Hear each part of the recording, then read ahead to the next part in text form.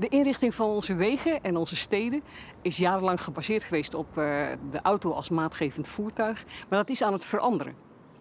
Er zijn steeds meer steden die ertoe overgaan dat de auto zich heeft te gedragen als een gast en dat de fietser eigenlijk het belangrijkste transportmiddel is. A transport engineer for the past 35 years, Hilly Talents has helped a number of cities in the Netherlands convert to bicycles. Een overgang van autogebruik naar fietsgebruik is goed voor de gezondheid, goed voor het milieu, goed voor het klimaat, maar voor jezelf ook goed. Je wordt er gewoon gelukkiger van. Je maakt endorfine aan, hormonen vanwege de lichaamsbeweging en daar word je vrolijk van. Dus eigenlijk is fietsen gewoon een soort geluksopium. De rol van de fiets in het transportsysteem is denk ik een hele goede voor een afstand tot 7 kilometer, misschien 10 kilometer voor de geoefende fietser. Maar met de opkomst van de elektrische fiets kan dat een behoorlijk stuk verlengd worden en kan de fiets goed concurreren met auto's op de middellange afstand.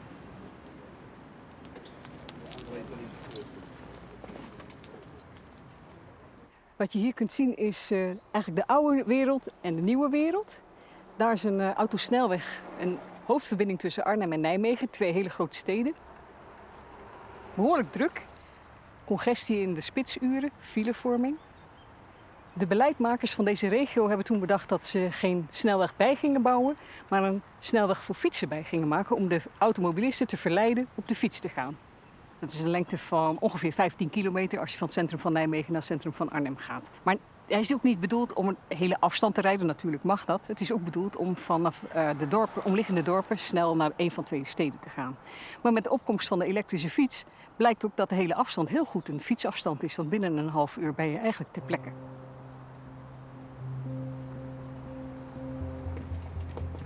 Als het stadsbestuur bereid is om de inrichting te veranderen, blijkt vaak achteraf dat die inrichting veel beter is, dat het veel meer mensen aantrekt, dat mensen zich prettiger voelen. Je ziet de grote steden in Nederland, Utrecht en Amsterdam voorop, al een verandering maken van het autodenken naar het fiets- en voetgangerdenken. En ik denk dat die veranderingen verder zullen spreiden in Nederland, maar ook door de rest van Europa.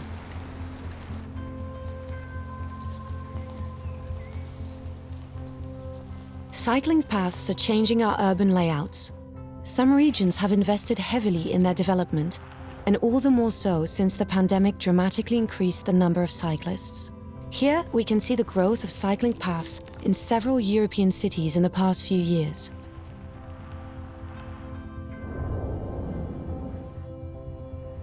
Until today, Europe remains a continent organized around the private car. How do we change this and develop a climate-friendly transport system? Electric vehicles offer an alternative, but their use might modify our mobility even more profoundly than we imagine.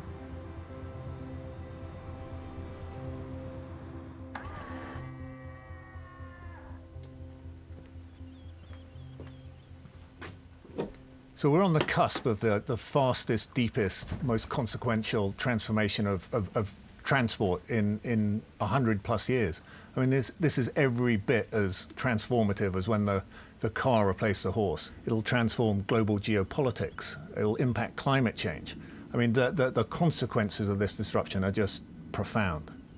In London, James Albert founded the independent think tank Rethink X, which studies how new technologies are changing society.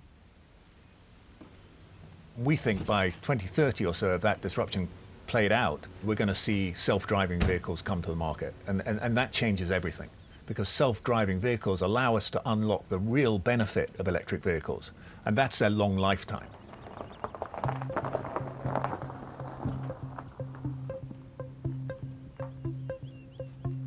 There are 20 moving parts in an electric vehicle compared to 2,000 in a gasoline vehicle. So there's just less to go wrong. Vastly lower maintenance costs, but more importantly, a much longer vehicle lifetime. So an electric vehicle can last about 1 million miles. But that's irrelevant in the private ownership model we have today, where we all own our own cars because we do 10,000 miles a year. But when you go to a fleet ownership model, where we don't own our vehicles, we just take robo-taxis, each of those cars will do 100,000 plus miles a year. And so you get the benefit of the long vehicle lifetime. And so you can spread the upfront cost of the vehicle over the vehicle lifetime. So each mile you travel costs just a millionth of the cost of the vehicle.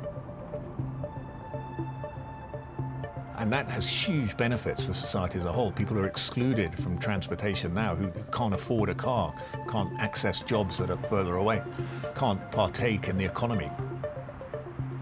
But once we have an autonomous driver, it seems inevitable. Those barriers will fall down and it'll be transformative in all kinds of ways.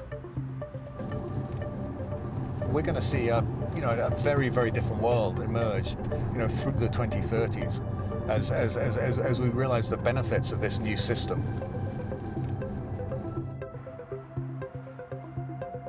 It will transform, where we live, where we work, the structure of our cities, and it will open all kinds of new possibilities.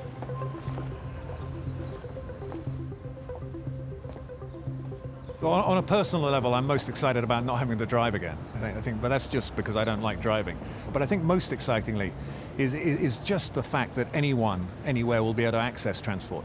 I think, we believe that in cities we're going to have free transportation, and I think that transforms all kinds of things. It brings everyone who wants to participate in the economy into the economy. No one's excluded from participation because of where they live or lack of transportation or the cost of transport.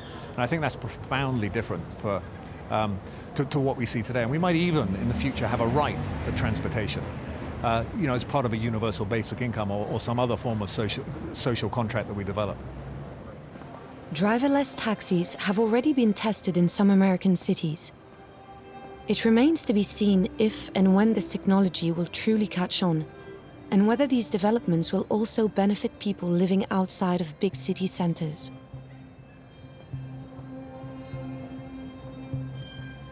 The network of charging stations for electric vehicles is becoming denser in Europe, but here too, this leaves out many sparsely populated regions.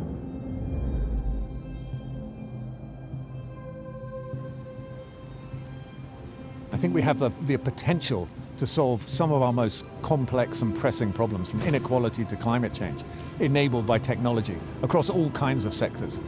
There's no guarantee that we capture all those benefits. My concern is that we fail to capitalize on the opportunities. We take the wrong decisions. We try and prop up and protect uncompetitive, dying industries. It comes down to leadership, ultimately, our ability to take the right decisions to deliver us a much better world, a much more prosperous, much more resilient, a much fairer world. In Europe, we already have a host of solutions to make our mobilities more sustainable and fair.